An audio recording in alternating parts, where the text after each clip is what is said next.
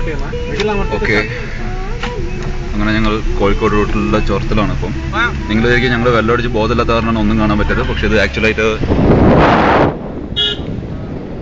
മഞ്ഞ് പെയ്യുന്ന റോഡിൽ ഞങ്ങൾ പയ്യെ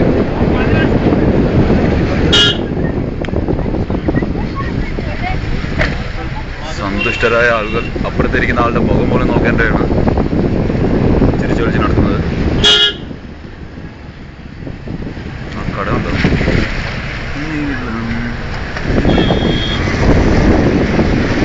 അതോ ഈ മൊബൈൽ ഇവിടുന്ന് കളഞ്ഞു പോകണമെങ്കിൽ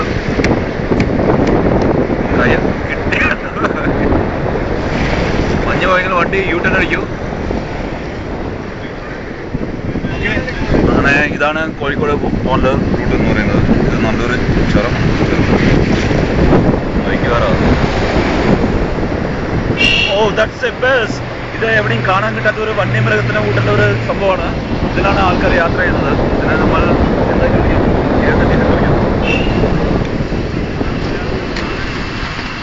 Oh my god, yes.